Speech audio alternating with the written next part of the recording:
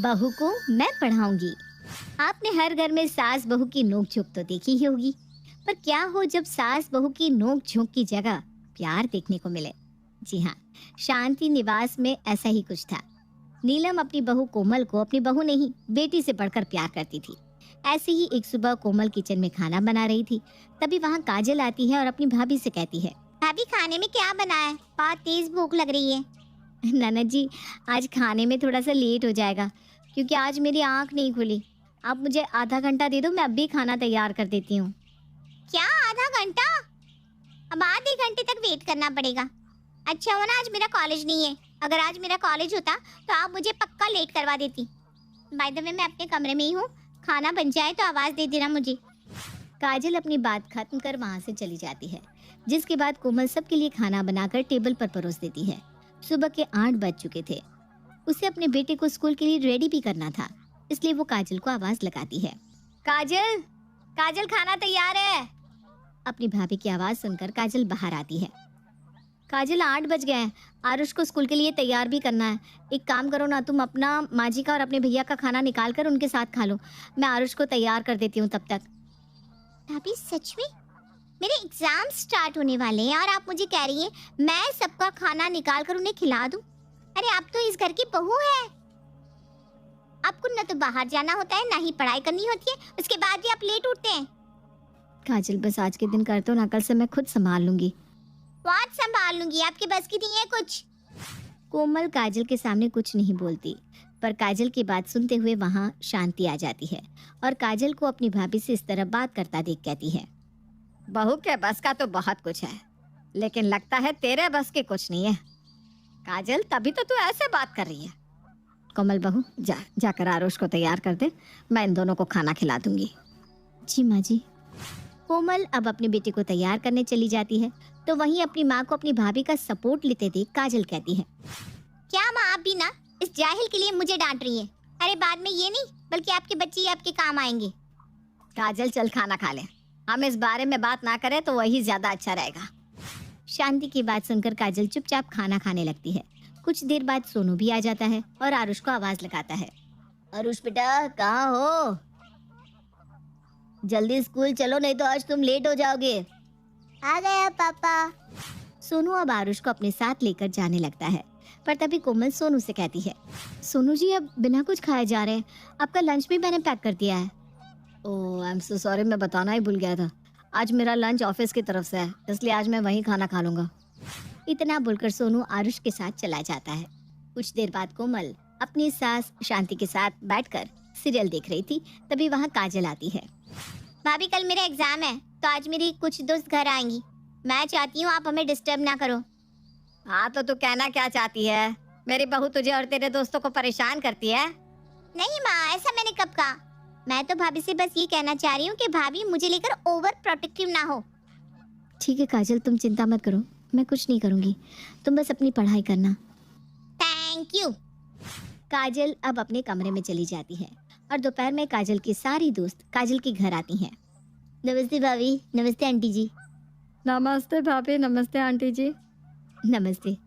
कोमल काजल की दोस्तों का जवाब तो दे देती है, पर शांति नहीं देती और उनकी बातों को काटते हुए अपनी बहू से कहती है, कोमल दोपहर के 2 बज गए हैं, आरुष के स्कूल की छुट्टी का समय हो गया है, जाकर उसे ले आ। जी माँ जी, मैं बस जा ही रही थी। नेहा रजनी काजल अपने कमरे में है, तुम वहीं चली जाओ। कोमल की बात सुनकर काजल की दोस्त काजल के कमरे में चली जाती है और कोमल आरुष को स्कूल से लेने चली जाती है। कुछ देर बाद जब कोमल आरुष के साथ घर आता है तो वो सीधा अपनी बुआ यानी कि काजल के कमरे में जाता है।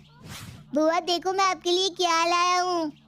आरुष मैं अभी पढ़ाई कर रही हूँ, दिखाई नहीं दे रहा है तुम्हें? आरुष बेटा आप जो भी लाए हो बाद में दिखाना, ओके? हम आराम से बैठकर देखेंगे, अभी मुझे पढ़ाई करने दो, कल एग्जाम है ना बुआ का। चलो जाओ यहाँ से। ओके, मैं दादी को दिखा देता हूँ। आरुष अब अपनी दादी के पास जाता है तो वहीं काजल कोमल के पास। भाभी मैंने आपको परेशान करने के लिए मना किया था ना, तो आपने आरुष को भेज दिया मुझे परेशान करने को। ये तुम कैसी बात कर रही हो काजल? मैंने तो आरुष को तुम्हारे पास भेजा ही नहीं है। Whatever, but भाभी प्लीज ट्राई टू अंडरस्टैंड, मेरे एग्जाम है कल, मुझे पढ़ने दो। जैसे आप जाहिल गवार रह गई है ना, मुझे मत रहने दो। इतना बोलकर काजल तो वहाँ से चली जाती है। पर कोमल को काजल की बात बुरी लगती है और वो बिना रिएक्ट करने अपने कमरे में जाती है, जहाँ वो अपने बेटे को पढ़ता देखती है। अपने बेटे को इस तरह पढ़ता देख वो उसके पास जाती है। मेरा बेटा पढ़ रहा है। हाँ माँ, देखो ना, आज सर ने कितना सारा होमवर्क दे दिया करने को। कोई बात नहीं, मेरा आरुष बहुत फास्ट है, बहुत होशियार है, वो तो तुरंत अपना काम खत्म कर लेगा, है ना? Yes mom. वैसे मम्मा, आपने कहाँ तक पढ़ाई की है? आरुष, जैसे तुम पढ़ाई कर रहे हो ना, जैसे तुम्हारी बुआ पढ़ाई करती है, वैसे ही मेरा भी पढ़ने का काफ़ी मन था। लेकिन मैंने जैसे ही 12th पास की, वैसे ही कम उम्र में मेरी माँ ने तुम्हारे पापा के साथ शादी करा दी, जिसके बाद मैं कभी पढ़ ही नहीं पाई, क्योंकि शादी के बाद मैं सिर्फ घर गृहस्थी में ही उलझी रह गई। बात करते करते कोमल की आंखें नम हो जाती हैं और वो वहाँ से चली जाती है। पर आरुष अपनी माँ की बात सुनकर अपनी दादी के पास जाता है। दादी, दादी मुझे आपसे कुछ बात करनी है। हाँ हाँ आरुष, बोलो बेटा, क्या बात करनी है? दादी, आपने पापा की शादी जल्दी करवा दी थी क्या? आरुष, तू ये बात क्यों पूछ रहा है? क्या हुआ बेटा? बताओ ना दादी। हाँ, जल्दी तो हो गई थी, पर आपको पता है, आपकी वजह से मम्मा पढ़ नहीं पाई। मतलब? आरुष अब कोमल की इच्छा शांति को बता देता है। ये सुनकर शांति अपने मन में कहती है, अच्छा तो ये बात है बहू, अगर तेरा पढ़ने का मन है और मेरी वजह से तेरी पढ़ाई बंद हुई है, तो अब आगे की पढ़ाई तुझे मैं करवाऊंगी, चाहे कोई कुछ भी बोले। शांति खुद से अपनी बहू को पढ़ाने का वादा कर लेती है। ऐसे ही समय गुजरता है और गुजरते समय के साथ काजल का एग्जाम खत्म हो जाता है और कॉलेज का एडमिशन फिर से शुरू हो जाता है। माँ, मुझे कुछ पैसे दे दो, मुझे कॉलेज की फीस भरनी है। फीस भरनी है? पर क्यों? अभी अभी तो तेरा एग्जाम खत्म हुआ है कुछ ही समय पहले। हाँ, तो रिजल्ट आ गया, अब न्यू एडमिशन स्टार्ट हो रहा है नेक्स्ट ईयर का, तो मुझे आगे पढ़ाई करनी है ना माँ। अच्छा चल ठीक है, मेरे बैग में पैसे रखे होंगे, ले ले। और सुन, एक एडमिशन फॉर्म एक्स्ट्रा लेकर आ जाइयो। क्यों? अब किसको कॉलेज में पढ़ना है? तेरी भाभी को, मैं उसे आगे पढ़ाना चाहती हूँ। ये आप क्या बोल रही है माँ? भाभी पढ़ाई करेंगी? हाँ, वो पढ़ाई करेगी, मेरी बहू को मैं पढ़ाऊंगी। तुझे कोई दिक्कत? माँ, भाभी के बस की पढ़ाई लिखाई नहीं है, उन्हें घर के कामों से फुर्सत नहीं है, और आपको लगता है कि वो पढ़ाई करेंगी? क्या कुछ भी सोचती रहती हो? काजल, बहू के साथ मैं ज्यादा रहती हूँ, तो मुझे पता है कि मेरी बहू से क्या हो सकता है और क्या नहीं। इसलिए तू अपना दिमाग ना चला और मैंने तुझे जो बोला है उसको सही से कर ले, वही ज्यादा अच्छा है। काजल अपनी माँ की बात का कोई जवाब नहीं देती और वहाँ से चली जाती है और शाम को अपनी माँ को कॉलेज का फॉर्म देकर अपने कमरे में चली जाती है। वहीं शांति भी उस फॉर्म को लेकर कोमल के पास जाती है। बहू, तू यहाँ क्या कर रही है? कुछ नहीं माँ जी, खाना बन गया है, अभी सोनू जी आए नहीं ना, तो मैंने सोचा क्यों ना थोड़ा सा सो लिया जाए, इसलिए मैं अपने कमरे में आराम कर रही थी। तू इस खाली समय को ऐसे कैसे बर्बाद कर सकती है? मुझे माफ कर दो माँ जी, पर कोई काम नहीं था तो। कोई काम नहीं था इसलिए तू अपने समय को इस तरह बर्बाद करेगी? अरे तुझे पता भी है तू इस समय में पढ़ाई भी तो कर सकती है। क्या पढ़ाई? हाँ बहू, पढ़ाई। मुझे माफ कर देना, मैंने तुम्हें अपनी बेटी तो माना, पर अपनी बेटी का दर्जा कभी नहीं दे पाई। तू क्या चाहती है कभी तुझसे जान ही नहीं पाई। तू आगे की पढ़ाई करना चाहती है ना, तू आगे पढ़, मैं हूँ तेरे साथ, मैं तुझे पढ़ाऊंगी। पर माँ जी, पढ़ाई करने के लिए बहुत सारा समय चाहिए और सोनू भी कभी मेरी पढ़ाई के लिए नहीं मानेंगे। मैं हूं ना बहू, तू क्यों सबकी चिंता कर रही है? ले, ये फॉर्म भर दे, इसको अभी भरना है। नहीं माँ जी, मैं ये फॉर्म नहीं भर सकती, क्योंकि अगर सोनू जी को ये बात पता चल गई तो। सोनू मेरा बेटा है, मेरा बेटा मेरी बात कभी नहीं काटेगा। ये फॉर्म मैं यहाँ रख देती हूँ, भर लेना इसको, मैं इंतजार करती हूँ। शांति कॉलेज के फॉर्म को वहीं छोड़कर चली जाती है और शाम को जब सोनू घर आता है तब शांति अपने बेटे से बात करती है। सोनू, अगर तू फ्री है तो तुझसे बात कर सकती हूँ? हाँ माँ, आप मुझसे इस तरह से क्यों पूछ रही हैं? आखिर आप मेरी माँ हैं, और एक माँ अपने बच्चे से बात करने के लिए पूछे, ये अच्छा नहीं लगता। चलो, किसी को तो समझ है। वैसे सोनू, अगर मैं तुझसे कुछ मांगू तो क्या तू उस चीज के लिए मना कर देगा? माँ, आज आपको हुआ क्या है? आप इस तरह की बैकी बैकी बातें क्यों कर रही है?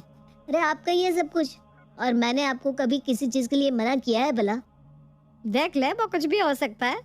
बाद में बोलना मत कि माँ आपने ये क्या मांग लिया। माँ आपको क्या चाहिए बताओ ना। बहू की पढ़ाई। अपनी माँ के मुंह से ये बात सुनकर सोनू की बोलते बंद हो जाती है। वो हिचकिचाते हुए कहता है, माँ ये आप क्या कह रही हैं? कोमल की अब उम्र कहाँ है पढ़ने की? देख सोनू, तूने कहा था ना मैं तुझसे जो कुछ भी मांगूंगी वो तू मुझे देगा। मैं तुझसे अपनी बहू की पढ़ाई मांग रही हूँ। पर माँ जी मैं कॉलेज जाने के लिए तैयार हूँ। मैंने फॉर्म फिल कर दिया है, बताइए कब और कहाँ इसको जमा करवाना है। पर कोमल तुम कॉलेज और घर कैसे करोगी? और वैसे भी शादी के बाद कौन पढ़ता है? किसने कहा शादी के बाद पढ़ाई नहीं होती सोनू जी? पढ़ने की तो कोई उम्र ही नहीं होती। और रही घर की बात तो मैं दोनों संभाल लूंगी, डोंट वरी। कोमल की बात सुनकर सिवाय शांति के घर में कोई और खुश नहीं था। ऐसे ही अब समय बीतता है और बीतते समय के साथ कोमल भी कॉलेज जाने लगती है, पर इस बीच उसको काफी परेशानियों का सामना करना भी बाकी था। ऐसे ही एक सुबह सोनू अपने ऑफिस के लिए तैयार हो रहा था कि कोमल, कोमल ये क्या है? क्या हुआ सोनू जी, आप इतना गुस्सा क्यों हो रहे हैं? मैंने तुम्हें कल कहा था कि मेरे कपड़े प्रेस करके रखना, पर तुम हो कि तुम्हें कुछ याद ही नहीं रहता इस पढ़ाई के चलते। सोनू जी वो आज मेरा सरप्राइज टेस्ट था इसलिए पढ़ रही थी। चुप, बिल्कुल चुप। आज तुम्हारी वजह से मीटिंग में मेरी इंसल्ट होगी। सोनू की आवाज सुनकर शांति और काजल कोमल के कमरे में आती हैं और सोनू को इतने गुस्से में देखकर शांति पूछती है, अरे क्यों इतना गुस्सा कर रहा है?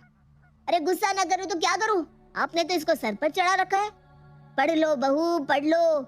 अगर इसके सर पर पढ़ाई का भूत सवार नहीं होता ना तो आज ये इतनी बड़ी लापरवाही नहीं करती। और पढ़ाओ घर की बहू को। मैं तो जानती ही थी कि ऐसा कुछ होने वाला है। तो चुप रह और तो बता क्या हुआ? इसको कल रात प्रेस करने को कहा, पर ये हीरोइन तो अपने में ही मस्त रहती है। बस प्रेस के लिए तो बहू पर इतना चिल्ला रहा है। रुक, तेरे कपड़े मैं प्रेस कर देती हूँ। शांति अब सोनू के कपड़े गुस्से में लेती है और कपड़े प्रेस करके उसे देती है। ले पहन ले। और हाँ, अब कान खोलकर सुन ले, आज के बाद बहू पर ऐसे चिल्लाने की हिम्मत भी मत करियो। और काजल तू, आज के बाद तू बीच में कभी नहीं बोलेगी। हाँ।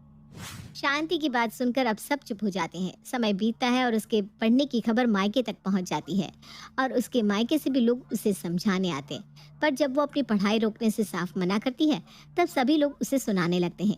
ये देखकर उसकी सास उसका सपोर्ट लेती है और ये देखकर कोमल की आंखें भर आती है। वो ठान लेती है कि अब वो अच्छे से पढ़ाई करके सबकी हेल्प करेगी। ऐसे ही एक दिन सोनू फोन पर किसी से बात कर रहा था। क्या यार, तू जानता है ना अभी फाइनेंशियल प्रॉब्लम है, उसके बाद भी ये सैलरी होल्ड कैसे कर सकते हैं? अरे मुझे अभी बेटे की फीस देनी है यार। सोनू गुस्से में फोन कट कर देता है और फोन को बेड पर फेंक देता है। क्या हो सोनू जी, अब परेशान लग रहे हैं? हाँ यार, सैलरी होल्ड कर दी है क्योंकि कंपनी लॉस में जा रही है। समझ में नहीं आ रहा क्या करूं मैं। सोनू की बात सुनकर कोमल अपनी अलमारी खोलती है और उसमें से कुछ पैसे निकाल कर देती है। लीजिए, ये कुछ पैसे मैंने संभाल कर रखे हैं, आपके काम आएंगे। कोमल को बिना सोचे समझे पैसे देता देख सोनू को अब खुद पर शर्म और उस पर गर्व महसूस होने लगा था।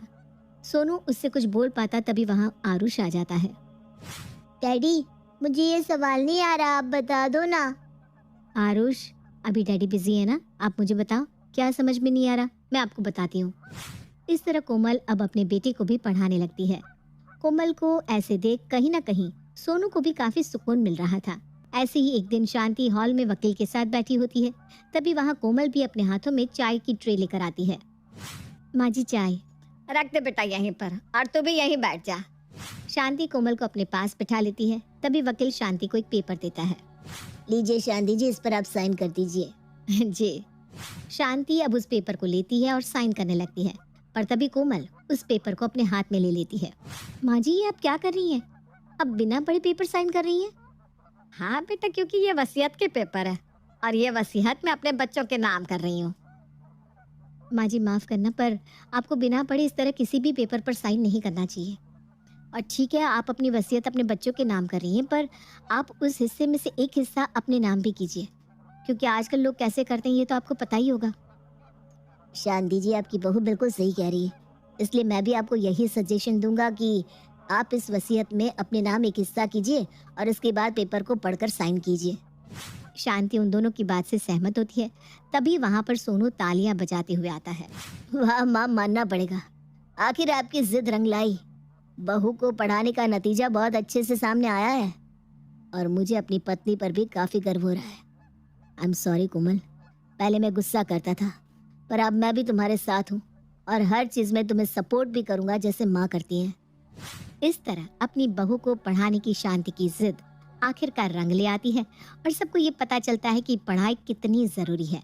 और तो और अब कोमल भी एक पढ़ी लिखी वुमन होती है।